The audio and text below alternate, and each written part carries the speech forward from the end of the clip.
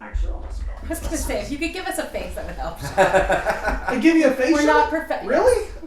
Just a motorboat. Dare you to get excited. Motorboats only, thanks. Yes. And you should have a t-shirt that says that when you're at pan events. Okay, so just don't kick the table and we'll be good.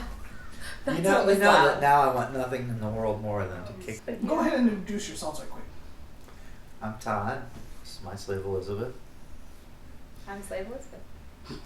I hail, my name is Todd. I'm 5'11", 225 pounds, hailing from parts unknown.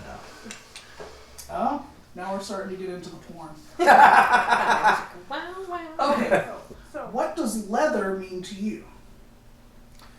This is a question I've actually thought a lot about, and I think for me, I'm actually reminded of my friend Mr. G, who often talks about what leather means, and he always says that leather really means two things. It means relationship, and relationships you have with people, and that leather is really about inconvenience. And by inconvenience, he often talks about that in knowing that someone is leather, it means that you'll go out of your way to help them, even if it's not convenient for you. So that means if a friend calls you in the middle of the night and says a friend of theirs who you may not know needs help, you're going to get out of bed in the middle of the night and go help them. For me, leather means that there is a sense of tribe with people that I don't necessarily know, but I know that they are part of my extended relationship circle. That when I'm introduced to somebody who, is friends with somebody that I know, and they say this guy's so and so and he's cool, then that means something. That means a lot, actually. It's a sense of I can be myself and I can be authentic without spending a lot of time concerning myself with whether or not I'm living up to somebody else's ideas of what somebody should be like. I think another thing that kind of really has resonated with me a lot lately is thinking about, I'm an Eagle Scout, and so I spent a lot of time with Boy Scouts when I was a teenager. And, there's a lot of talk in Boy Scouts about friendship and fellowship and that sort of thing. And I always understood what those terms meant sort of in an abstract way, but they never seemed like something that I really could embrace inside and understand it at a level other than an intellectual one. And when I'm when I'm in leather spaces, I feel that in a way that defies description, really. There's not words for it, but I know that that's what that is. So, did leather fit you or did you fit leather? For me, the first time that I walked into the sort of family room area, it's not really a family room, but sort of the general area at South Plains Leatherfest, I remember having this sense that I had walked into my family's home, that the people there just felt right, that there was just sort of something about it that just, there wasn't any particular thing that anybody said, wasn't that anybody turned and looked at me or gave me the secret high sign or anything like that. There was just something about the energy in the room that it was like my whole body relaxed, and I thought, yeah, this feels good.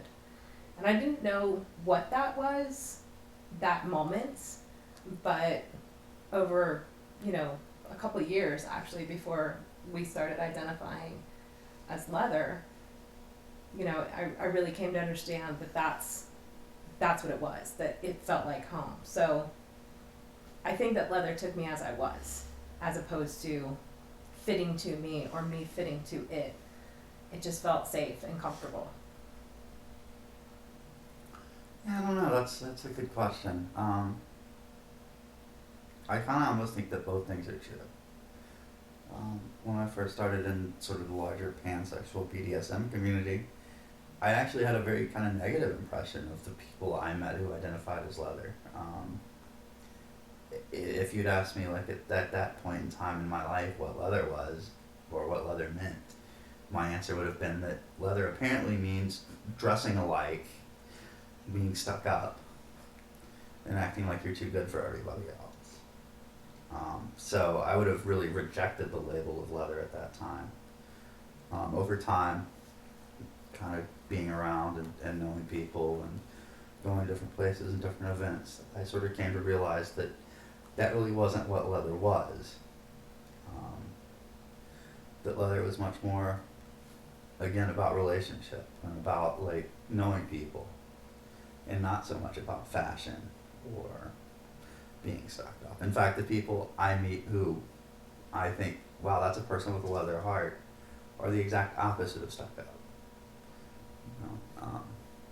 So I don't know how much of that was me changing and growing, or recognizing different things about myself, or recognizing that leather wasn't what I initially thought it was, versus, I don't know, whether sort of changing maybe, or my perception of it changed.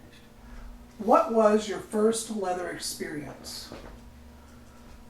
I came into the lifestyle as a, BDSM-ish, mostly swinger slut. So I was mostly just trying to have sex.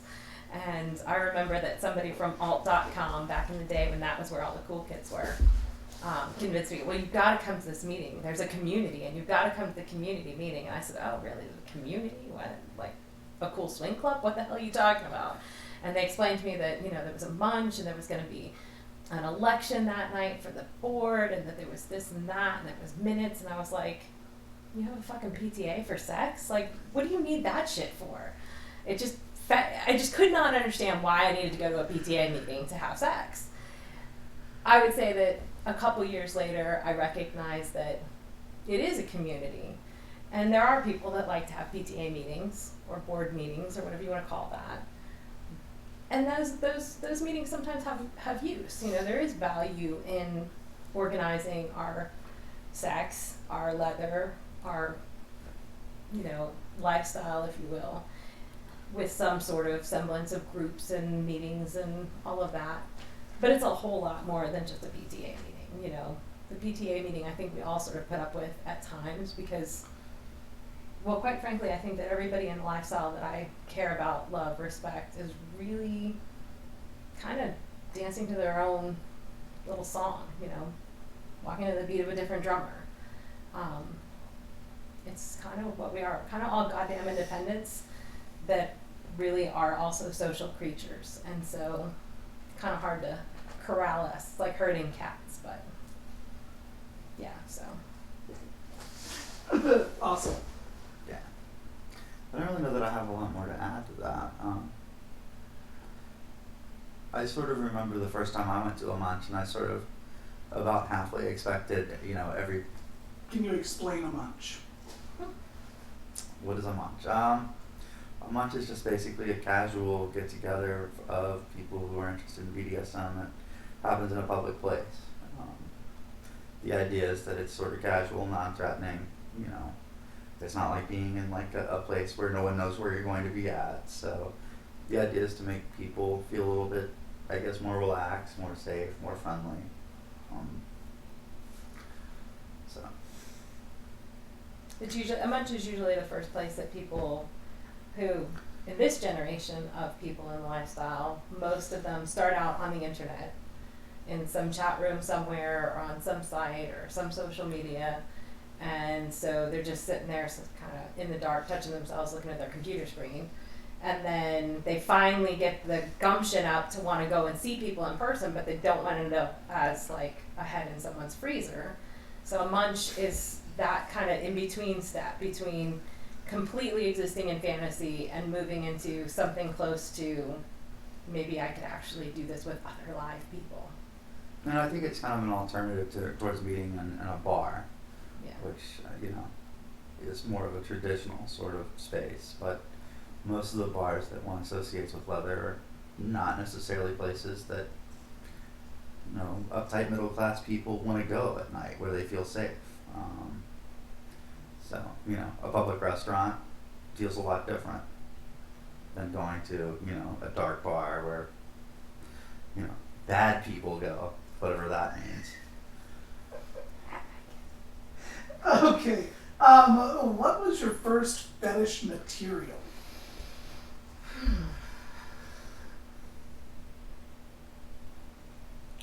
I don't know, either leather or rope. when I was in Boy Scouts, which I don't know why this keeps coming up, but um, I was known in my troop as like the guy who knew how to tie every knot. Which, strangely enough, I'm not really into rope bondage at this point. Like, it just doesn't interest me. A lot of people like it. Kind of meh for me. So. I think the first thing I had was probably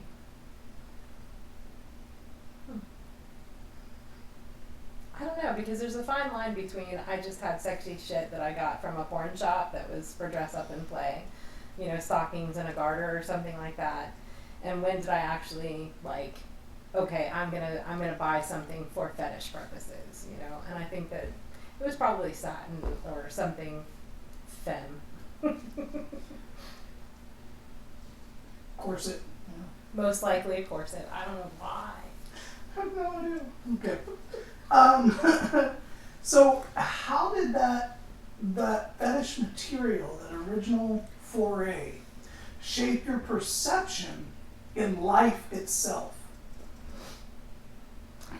For me, when I first started in the community per se, you know, coming in as a swinger, kind of exploring my sexuality, I had spent the 10 years prior to that as an adult really living in a very restrictive, cloistered kind of lifestyle. You know, I was involved heavily in sort of church and all kinds of very, very conservative, very strict. Like, I didn't watch things that were rated over G personally. You know, the internet was filled with the devil. So I kind of was a nun, really. I mean, it was kind of weird. And so I had entered a new part of my life, and I'd gone to college, started going to college, and I had begun to explore the notion that my sexuality could belong to me, and that my sexuality could have sort of a presence, and that I could be desirable, and that I could be something other than just a person, that I could be more than that I could be a presence. And so for me, putting on fetish gear the first couple times sort of gave me a sense of being sexual again that I hadn't been since, you know, I was a teenager. So it was reclaiming my own personal sexuality. I guess it gave me very much a sense of what one is supposed to do as they go through life, what's acceptable, you know, and like how one is supposed to live, and that which society will accept. And it kind of gives you, it's a very sort of narrowing experience in that sort of sense. It's very much like the military. Like there's one path you can take that's acceptable, and if you deviate from that, then, you know, somehow there's something wrong with you. So I think for me that kind of really kind of gave me a sort of a sense that there was something wrong with me, because none of that sort of lifestyle never really appealed to me. I never fit into that. So I remember growing up and thinking that, like, you know, no normal good girl, whatever a good girl is, but no, like, girl you'd really want to be in a relationship with would ever be interested in me, because I always felt like the only girls that would ever, like, kind of share my interests in life were girls who were, like, mentally ill. So at some point I almost kind of, like, you know, if I met a girl who was, you know, kind of struck me as mentally ill, I would like, that would be the girl I'd want to pursue. That would be the girl I would think, well, this is a girl who I could probably be with. So, I don't know. I guess to answer your question, it just sort of kind of limits you, or it makes you feel very limited. What's acceptable and okay. Okay. So how are you drawn to the leather lifestyle? For me, what drew me into the leather lifestyle was relationship. I think that, I mean, Sarah had talked about the idea that when we first met people who identified as leather, they were sort of, they looked like they all dressed alike, and they were a very small little clique, and they didn't talk to people. And learning that people that we loved a great deal, that we cared about, that we considered tribe and family, identified as leather, made us think, why do you keep saying that you're leather? You're not like those people over there. There's these people over here that say, well, we're leather, we're leather, we're leather all the time. And then there's you guys, and you're completely different, but you say you're leather. Why do you say you're leather? Because there were people, that we cared about, that we respected, that we enjoyed spending time with. And if they kept saying they were leather, then we must not understand what leather means. And so asking questions of the people that we cared about and asking them why they called themselves leather and what did it mean to them, and exploring that, and then sort of intentionally setting out to go to leather spaces and see, well, if I like, Master of the Enslaved Namaste this much, and they say they're leather, and they say that this space over here is leather, I wonder if there's more people like them.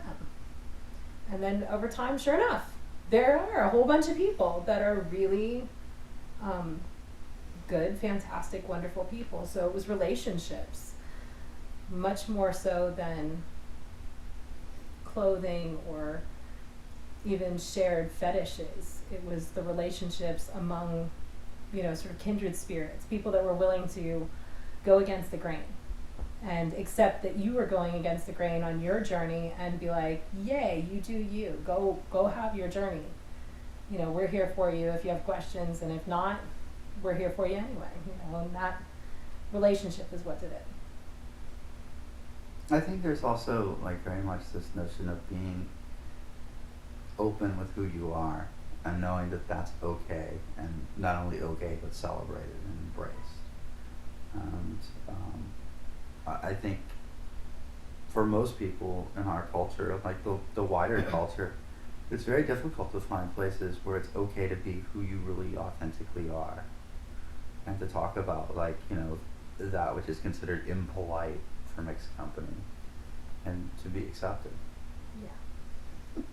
I think that's why like people who belong to smaller religious sects or movements are so tightly packed, because they have no other spaces where they feel like they can be themselves. I had a friend years ago that told me the awkward story about having a sort of soda can shaped butt plug that he loved. And he had it in, and he had never had a problem with it. He could wear it all day comfortably. He loved it. And so he went to work one day, and sure enough, chink, it's in the bottom of his cuff of his pant leg, and he's like, oh, this is bad. And it just made me think, that's worse than thinking you're going to fart and accidentally pooping, you thought you were okay, and now your butt plug's in your pant leg. Just saying. I don't think vanilla people have those problems. Right? Milk and molasses is not for anyone you love. It's like an improvised explosive device in your colon, is what it really is. It's like a roadside bomb going off in your underwear. And it does not smell like cookies. It's not. Does leather, to you, incorporate the BDSM? Are they both the same? No, they're definitely not the same. No, there is a big difference between having a sense of, having a leather heart, having a leather relationship, and considering yourself part of the larger BDSM community, which, what does community mean at that point? I mean, BDSM really, currently, you can access it any day of the week in most cities. You can find it online. For Pete's sake, you can find 50 Shades of Grey at every bookstore in the world. And the reality is that being kinky is great. It is not the same as choosing a leather path. Choosing a leather path means that, for me, it means that I am going to make every effort to live as completely true to myself and to my relationship to my owner as I can in every aspect of my life, all the time. It's not a party dress I put on the weekends. It's not a hobby. It's not, a fantasy being fulfilled. It's who I am every day. And people that consider themselves to be BDSM are often awesome people. And a lot of them do at some point become leather. But they are definitely not the same thing. Because there's nothing wrong with exploring your sexuality and, spending 6 months kind of checking out getting tied up in rope because you had a fantasy and you thought that was hot. That's great. It's not the same thing as walking a leather path.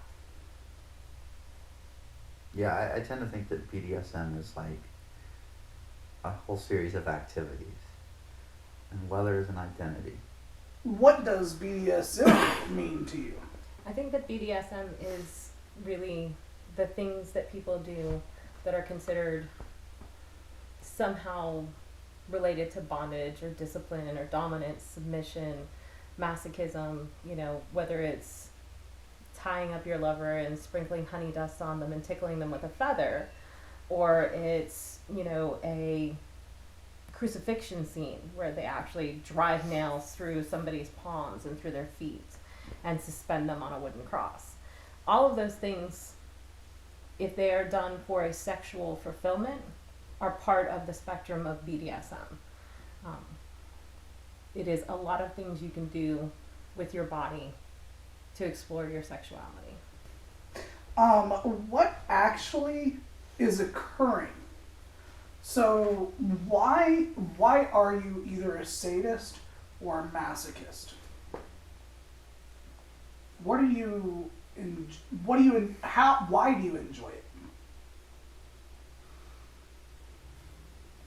I don't know. I mean,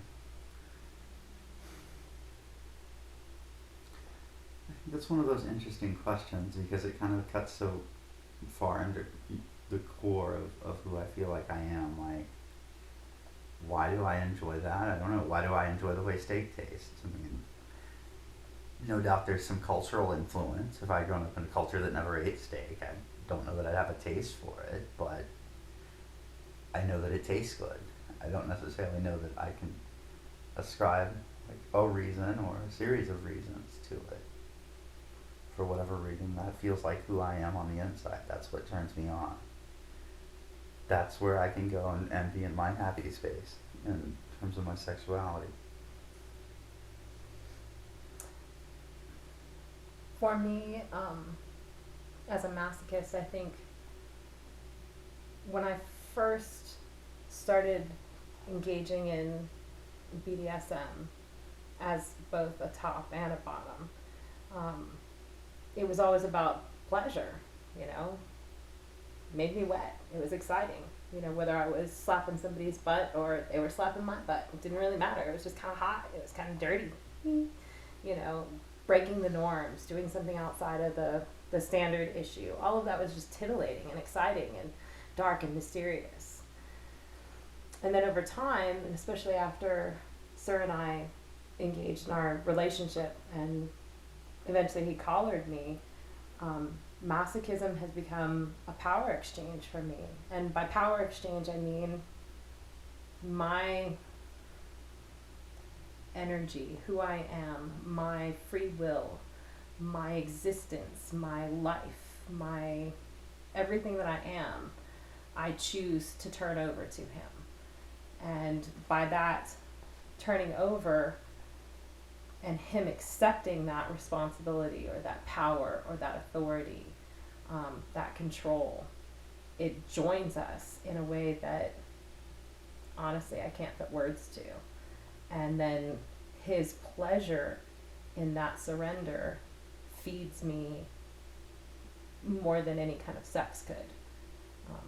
And so it becomes a very sort of close circuit of exchange between the two of us, that the more he takes pleasure in doing something that hurts me, the more I take pleasure in being hurt. So it's more about the service to you. No, I wouldn't say that. Because service to me is different. Service is about rendering unto Caesar what is Caesar's in a way. You know, I will go get his coffee and I will help him take off his boots and I will do whatever it is. Those are all service. Masochism is not service in my mind. I have had scenes like that where I have been a bottom and I have determined that I will do this because the top really wants it. And that has a different energy for me because in my head, I'm very much in my mind, I'm thinking about controlling my body. I won't move away. I'm not going to say red. I'm not going to say I'm done. I can handle this. It's a very tough, hardened feeling for me. That's service bottoming. when I submit to master and he's hurting me, it's not service. It is surrender. It is open, exposed. Here is all of my vulnerability. I trust you completely. I love and adore you, and whatever you choose to do with me, I am completely happy to be yours. And so it's different.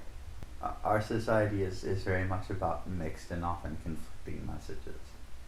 So on the one hand, there's very much sort of a trope in our society that one should do what they want to do that makes them happy, that doesn't hurt anyone else. And the context of hurt being, you know, something that doesn't violate someone's right to exist, or, you know, their right to free speech, or whatever kind of right you want to look at. At the same time, you know, being a man who's sexually attracted to women, there's also this notion that committing a violent act against a woman is always wrong, regardless of the circumstance. So my sort of sense of that is that there must be something very wrong with me, or what society views it that way, at least, that, you know, it turns me on to cause her pain, or to, you know, subjugate her in that sort of sense of play. But to me, that sort of things like subjugation happen, you know, against someone's will and without their consent. So our relationship is with her consent and is, you know, part of her will. So those sort of things don't really apply. At least I never feel like they apply, but I don't think that the world at large views it that way.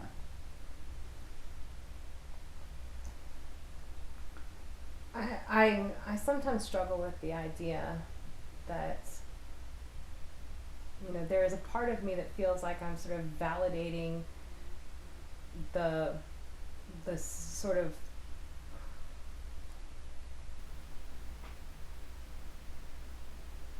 position that women are in our society, of being considered sort of second-class citizens, or not being as strong or as powerful, or, you know, not getting paid as much for the same job, and all of the things that womanhood has sort of worked really hard to reclaim.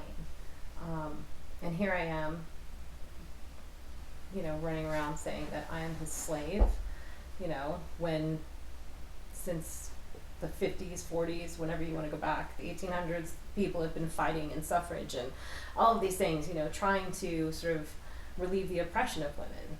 And I think for me,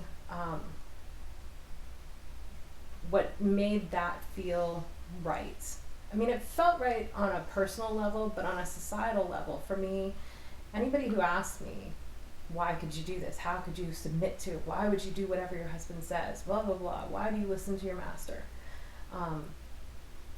The best thing that I can say is that when Master and I went to get married, we were planning our wedding, and he asked, you know, how I wanted things done, or what kind of foofies I wanted on the table, you know, sort of really wanting me to be able to have a really wonderful day.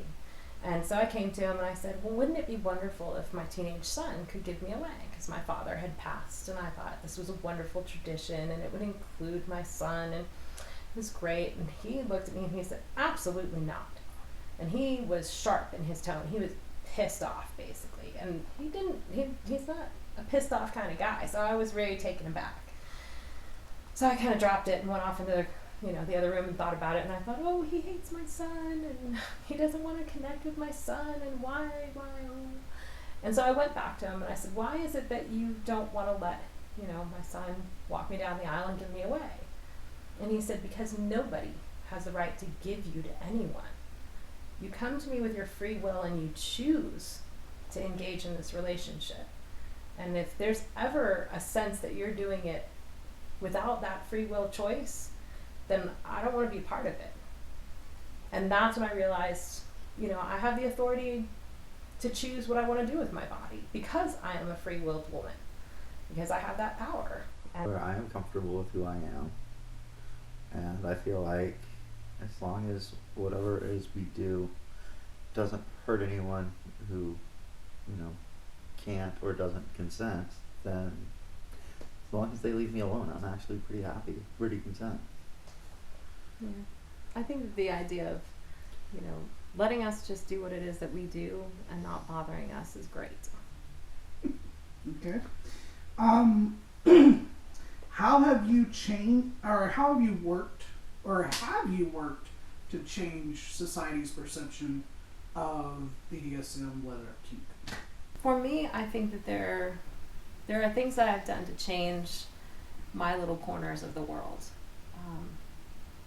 The thing I am proudest of is really working hard to raise sex positive children that believe that tolerance isn't enough and that it's more about seeing your fellow man as your fellow man, regardless of how they choose to express their sexuality, and seeing them grow and be the kid in high school that stands up for the kid that's gender different.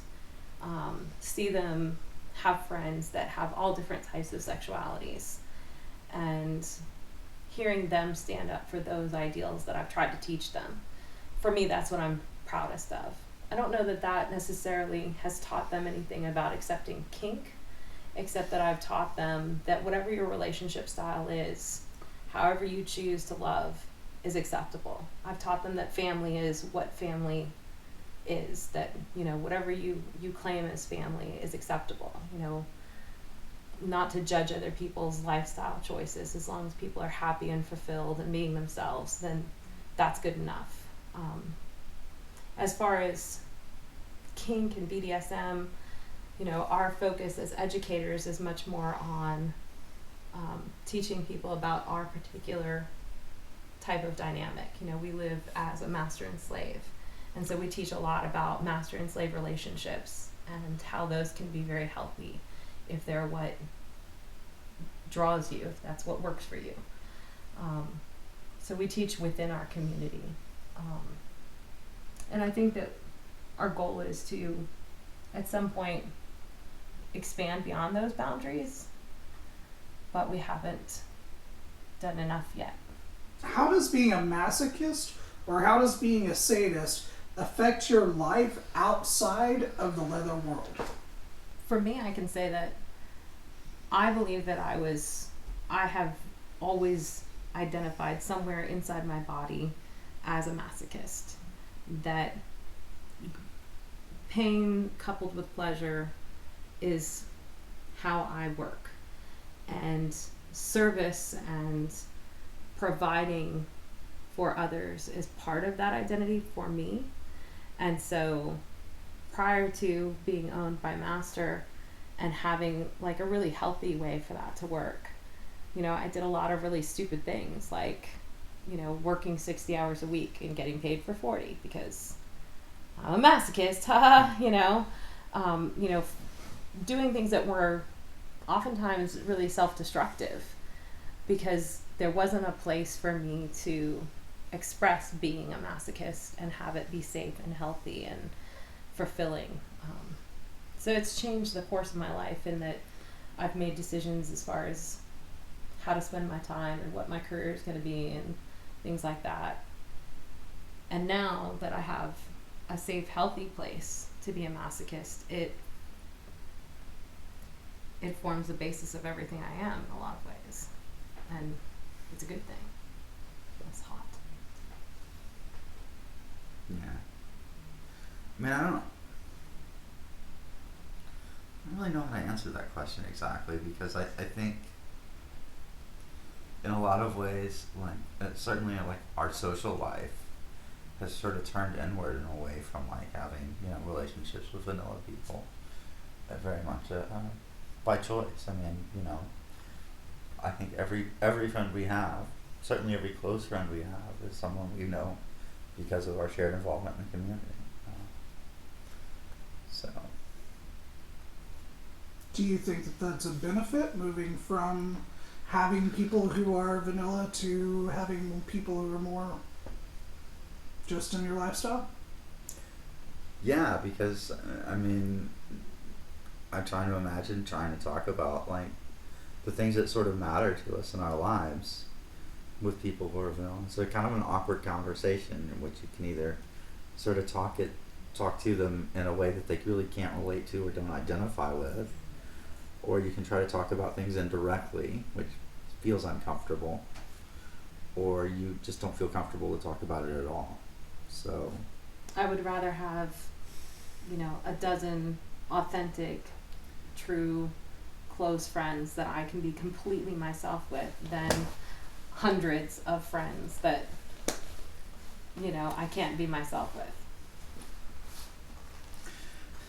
sorry about You can strip it off. It's okay. that could definitely, up the skill a little bit. that. I don't have a pizza box, sorry. All right, so now I want to get into a little bit of the leather community. You kind of already said this part, so I'm going to skip to the next one. Why do we need a leather community? Because we are social creatures. Humans are made to be social. We don't do well in a vacuum. Little babies that aren't touched enough don't thrive. And we continue to be human, and we continue to need to have intersection with other. We need to have tribe to feel fulfilled, and you need to have other people that you can be safe with and yourself with and connect with.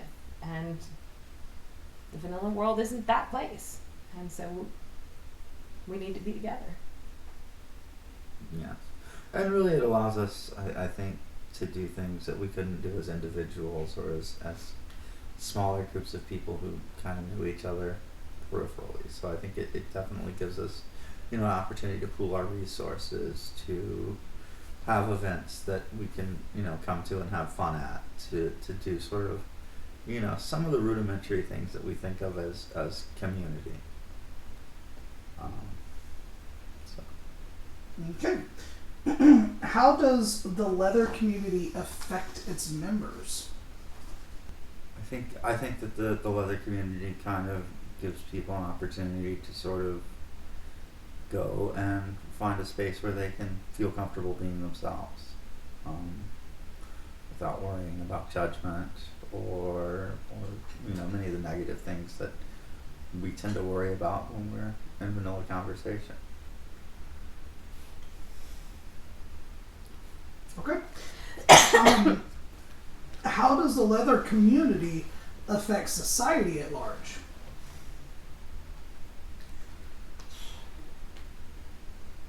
I think that the leather community affects the larger society in that there is a freak show aspect when they notice us. So we are a form of very low entertainment. If you look at this year will be the first time that we go to Folsom, but I've heard a lot of people talk about how it's turned into sort of a sideshow. That there's a lot of looky-loos from the vanilla land that come to look at the crazy leather people.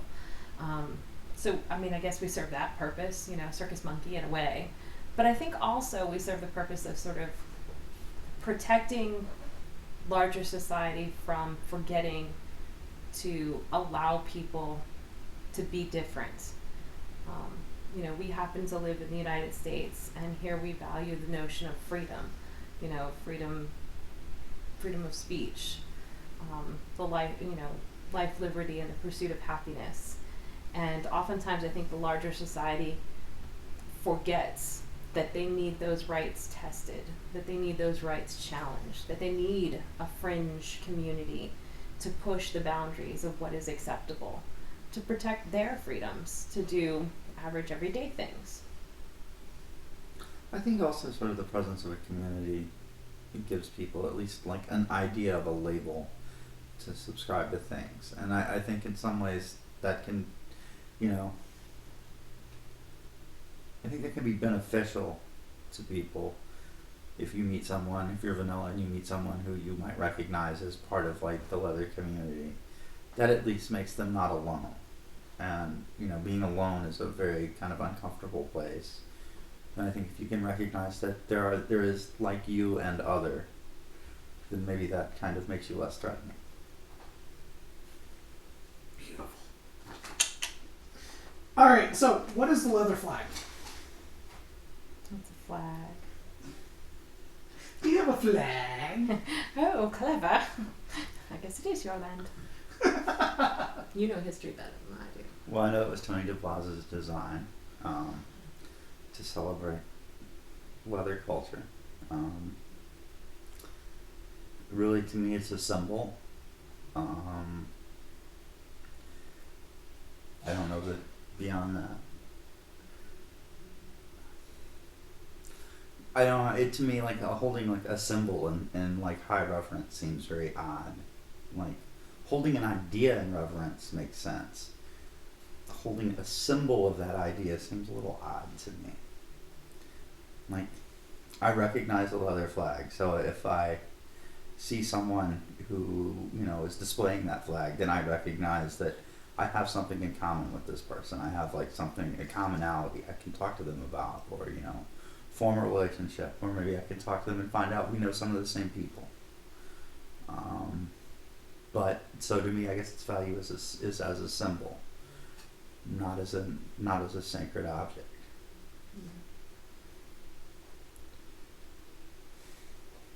Are there any other symbols or representation of the leather community, and what do they mean to you?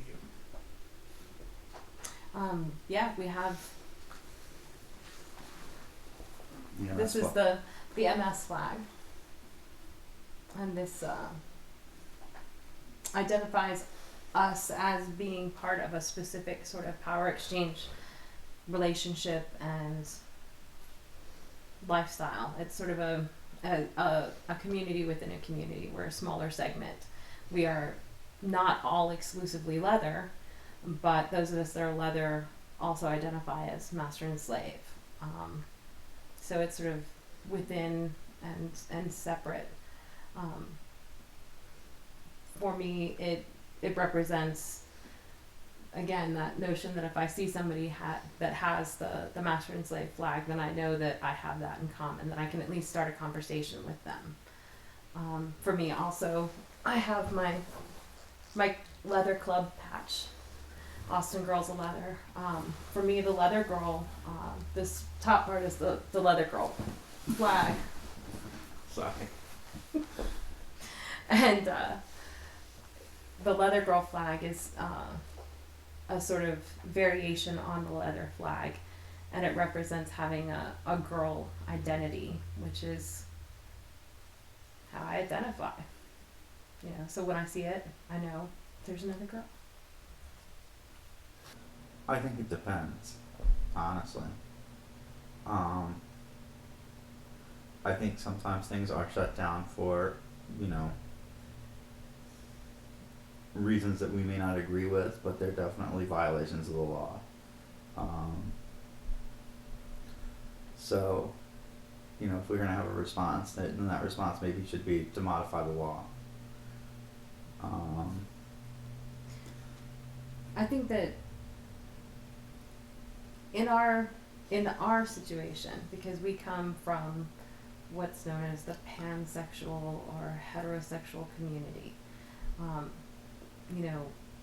we as a community, or our larger community, has not gone through the public effort to advocate for our ability to be different. Because, in large part, when Master and I walk through a grocery store, or when we go meet with our kids' teacher at school, or we show up at work, we look like them from a distance. We have the privilege of marriage. We have the privilege of just looking like regular everyday people, unless we happen to be wearing, our fetish gear or our gear or our leather or whatever.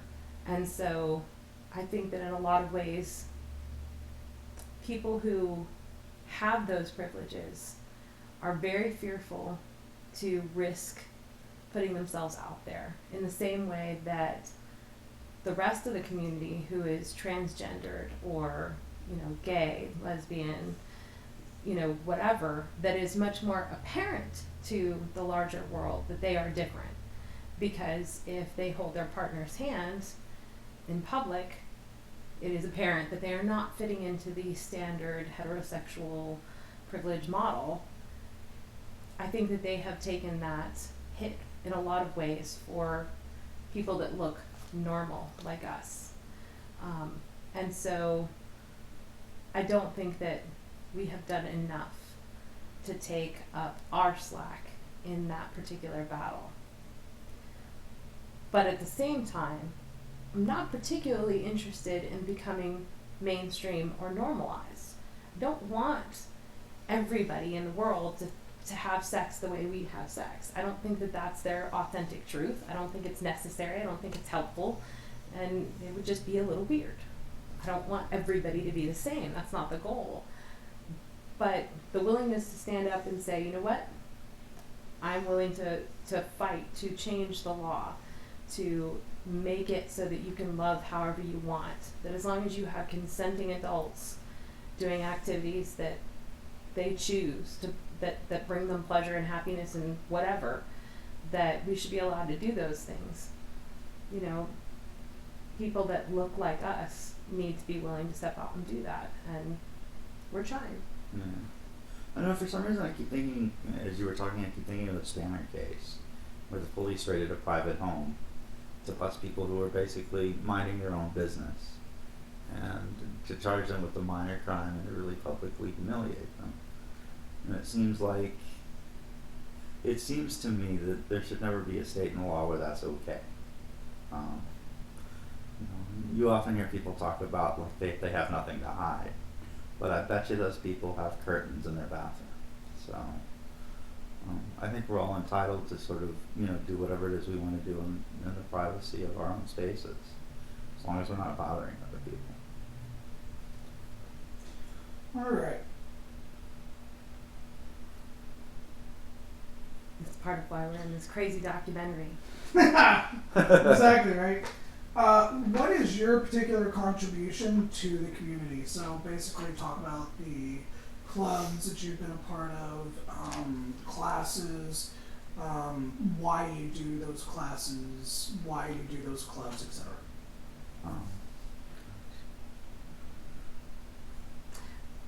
For me, before Master and I were in a relationship, I started out in the BDSM vet community, and I participated in being a board member for one of the local pansexual groups. It was a gateway group, volunteering, setting up chairs, tearing down dungeon furniture, putting in the sweat, as it were. Over time, as we've grown and as we've become sort of more, our identity has become more solidified, and we've learned from being in our relationship for 5 years. We've started to teach classes about being in a master-slave relationship, some technical demonstrations of how to use hypodermic needles to do piercings of the flesh for sexual happiness, and just started to share that, the knowledge and the experiences that we have, even though we're really very young in the community and don't really have all that much to say. But for some reason, people like to listen to us sometimes. So, and then we ran for Southwest Leather Conference Master and Slave title, which is an education title, which means that we represent the Southwest region as master and slave. And so when we go out and we speak, we hold ourselves to the standard of trying to make sure that we provide information to anybody who asks about our lifestyle. So pretty much anytime we're out and about, we're available and happy to talk to people. Yeah.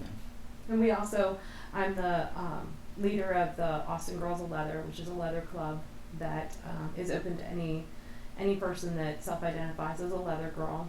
And the purpose for me and for our club as a leather club is to be sort of a home base, a source of fellowship, sisterhood, support, safety, a sense of camaraderie with others who identify like you do. And so facilitating that and putting the work in to do that is important to us.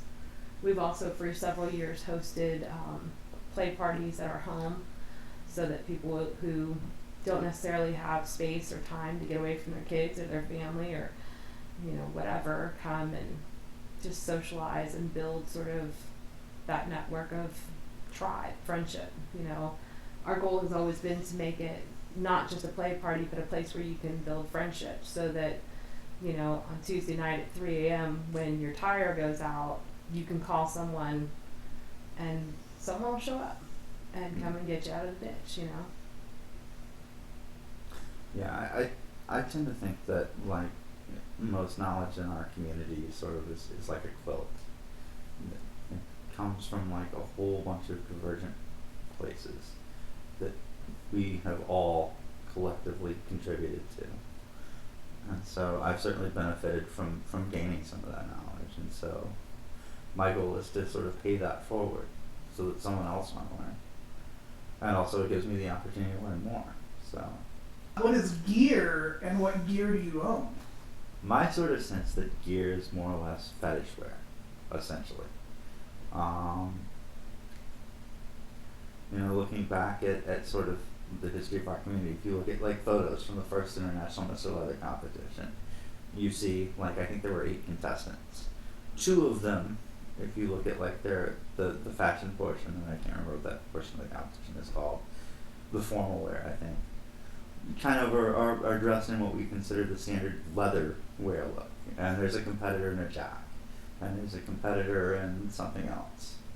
So I think this fetish wear has definitely been sort of in our community for ages, you know, probably from the beginning. But I sort of think that gear as a movement sort of represents maybe a rejection of the perception of leather as being very formal and very rigid and sort of taking itself too seriously.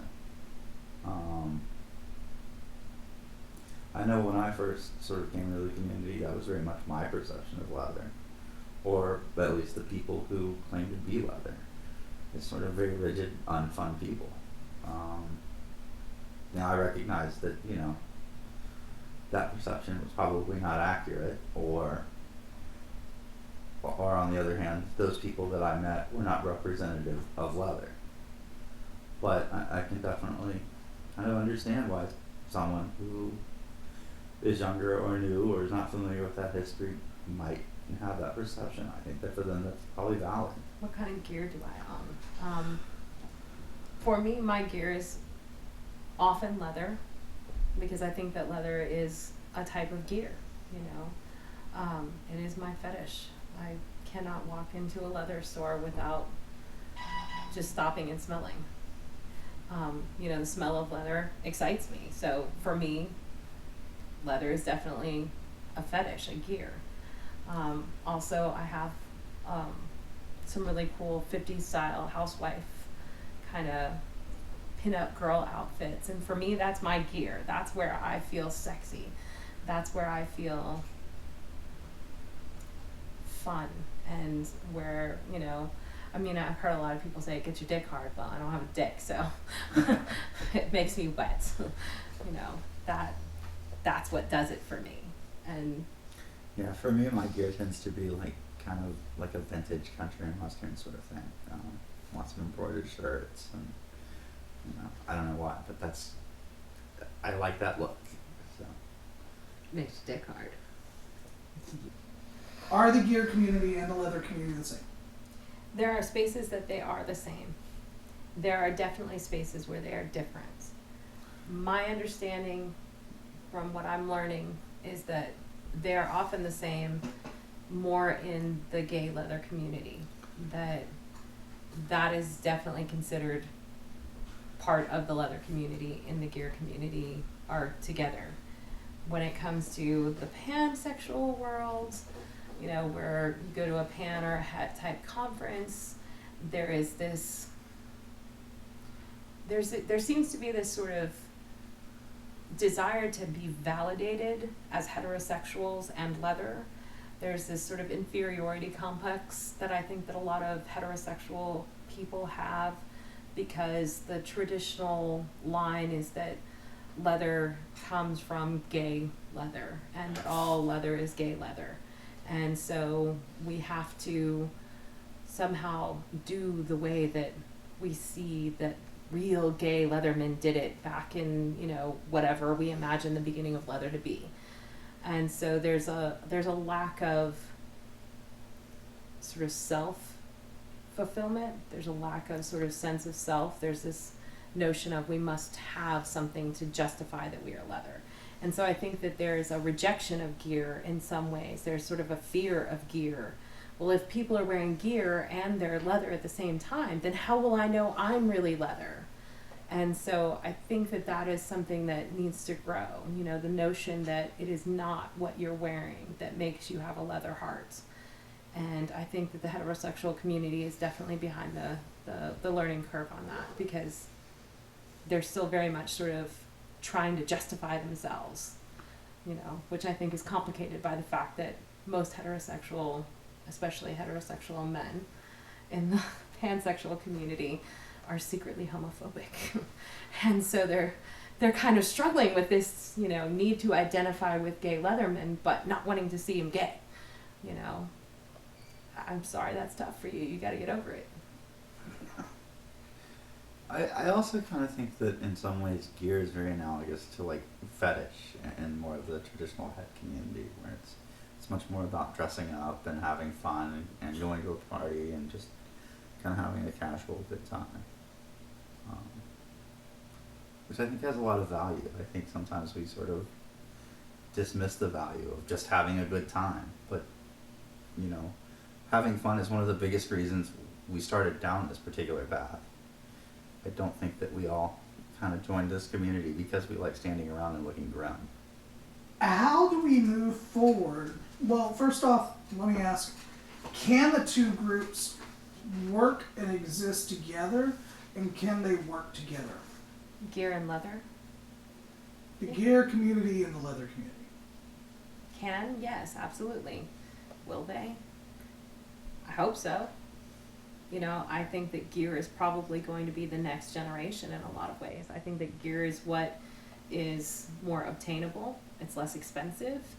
It's in every corner store. You can get it whether you're in the middle of some small town in Kansas or you're in New York City. You can find a place that has some sort of gear. You can find a baseball uniform. You can find a singlet. You can find something.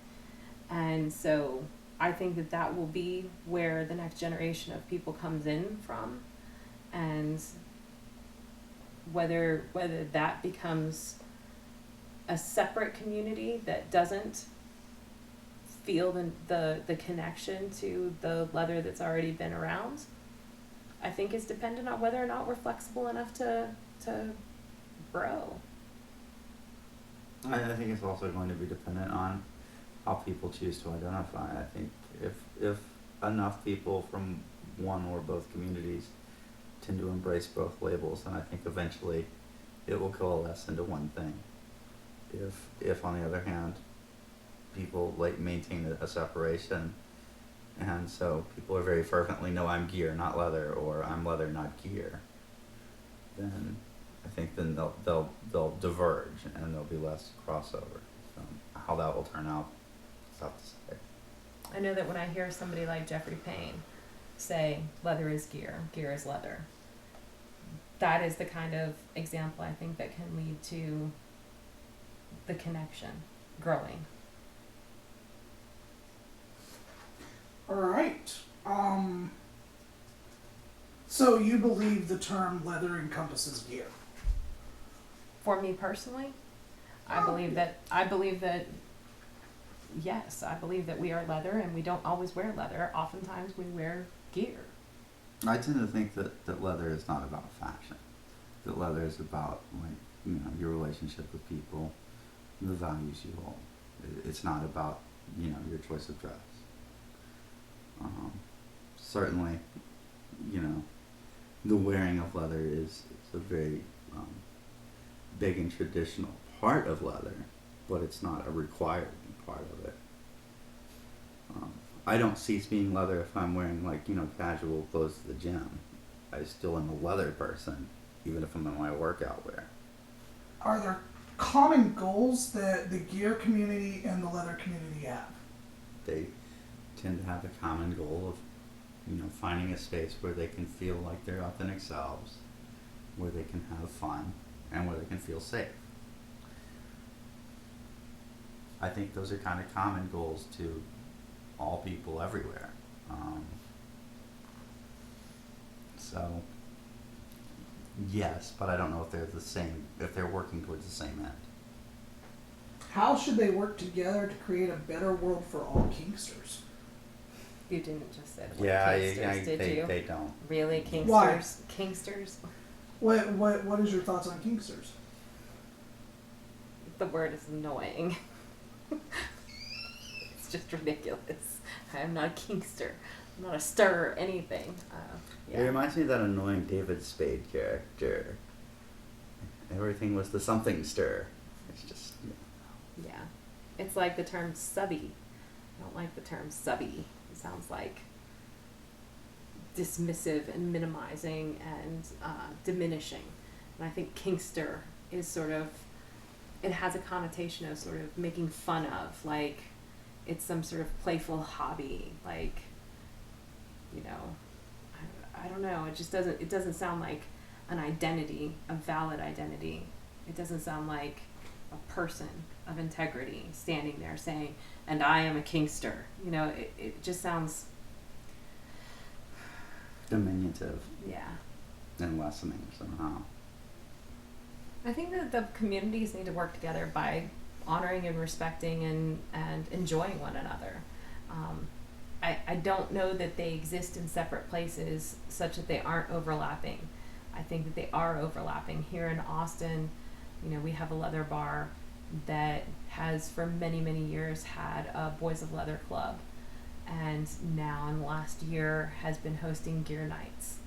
And, the attendance for gear nights has exploded, and the boys that identified as leather boys are showing up for gear night. They're in the same spaces, and right now in our area they're honoring each other and they're enjoying each other and they're having fun playing together and they're having fun hanging out together and they're supporting one another. And I think that they're just being nice. Play nice. I kind of think, I don't necessarily know that it's necessary for people or for diverse groups to work together to accomplish the same goal. I mean, it is a benefit to me if the trans community works really hard to make sure that the laws and, our law enforcement agencies believe that people's private lives are private. That benefits me directly. And similarly, if I work and make that sort of, lobbying effort with our politicians and with our elected officials, that also benefits them. So I don't necessarily believe we all have to come together to achieve the same end. What obstacles do you think that the leather community had to overcome in the past? What do you think we've already overcome? Well, in in the diagnostic and statistic manual, that is the sort of gold standard of diagnosing mental illnesses, it is no longer considered a mental illness. So that's a big step forward. We're not automatically crazy, and there have definitely been changes in law enforcement's education level about consent. The NCSF has really worked towards educating law enforcement officials about what it is that we do and that it can be done without it being domestic violence. There has been a lot of strides forward in that. And simple things like Family Guy has episodes on a regular and recurring basis where, the two main characters are having a conversation about whether or not they should go to the teacher at school the next day while they're dressed in leather gear and getting ready to have, a fetish related S&M scene. And so there's sort of a mainstreaming normalizing, even though it's done sort of tongue in cheek. You know, things have changed. There was a time where a cartoon like that wouldn't have been allowed to be on TV. You know, we have the right to be more perverted now. Yeah, actually, kind of one of the first images I can remember of people who I would identify like as undeniably leather people are the characters, the villains actually from The People Under the Stairs, the Wes Craven horror movie, and they were definitely like the bad guys. There's no mistake about that.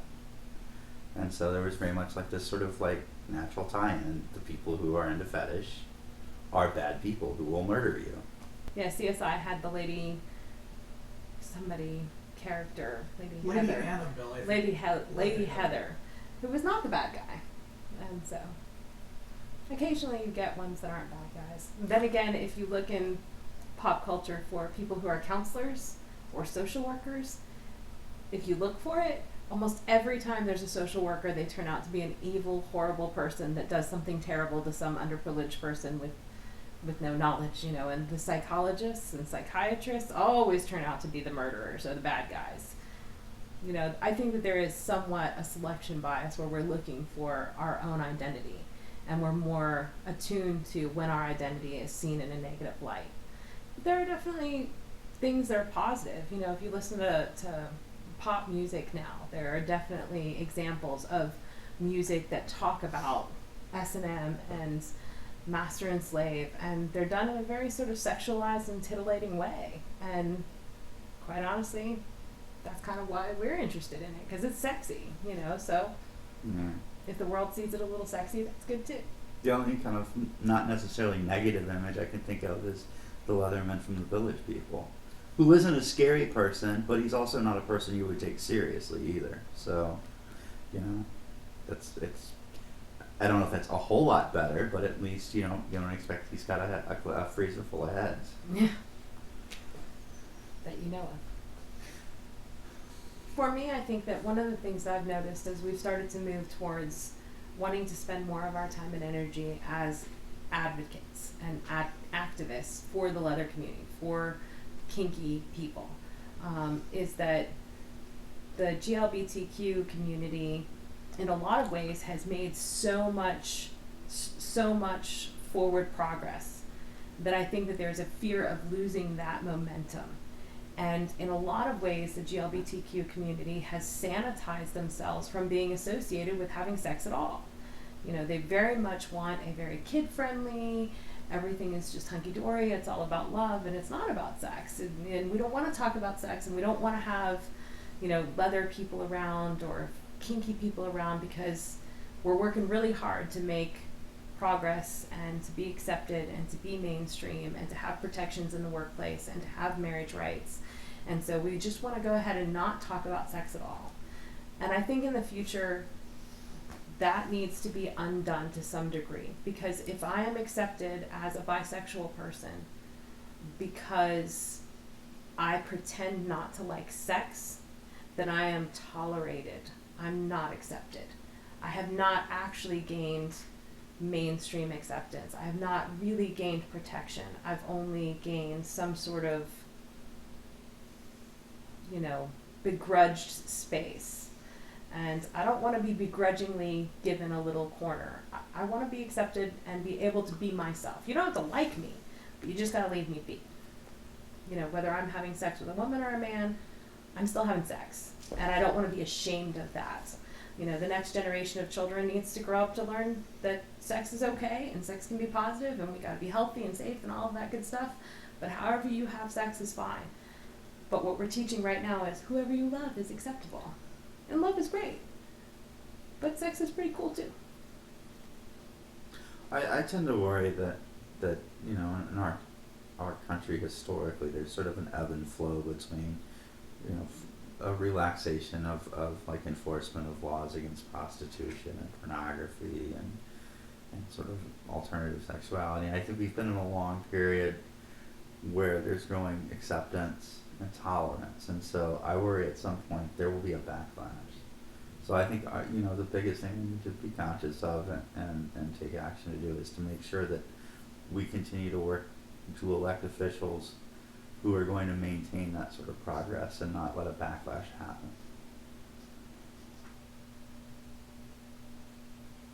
I'm trying to think how to put this because it sort of seems like a singular voice in the world, regardless of what it is they're advocating for or trying to change, is a zealot. A group of people who might be by themselves zealots, start to become a movement. So I think that the importance of community is that notion of not being alone.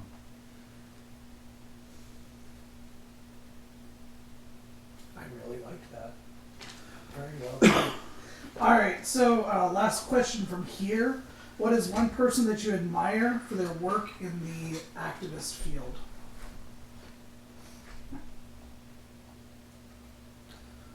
Whew, one person. Guy Baldwin comes to mind because of his work with the American Psychiatric Association and working to, change the fact that what it is that we like to do was considered a mental illness, that homosexuality was considered a mental illness. He's been working for decades to make changes at a very important level of our society. I think it's pretty amazing. I think that one thing that we didn't talk about, and maybe is in the documentary, is this notion of leather families. And for me, leather family has become my family of choice, and that doesn't necessarily mean that there's sexual bonds between everybody in the family, or that there's necessarily a hierarchy of power, but it's the notion that you develop a core group of people that you can always rely on. And I think leather families have become what will bring us into the next decade as people in the leather community, as people in the gear community, the pansexual, gay, whatever communities all start to form family groups, and family groups that cross over those lines. That's what will hold us together. If the laws change and all of a sudden the cops are coming knocking at the door, trying to take the children, trying to take your job, trying to take your house, family is going to be who stands for you. And I think that's really important. Yeah, I definitely agree with that. Like the notion of families we choose having a lot of importance and a lot of value. Awesome. That's all I know. That's all I got. Thank you very much.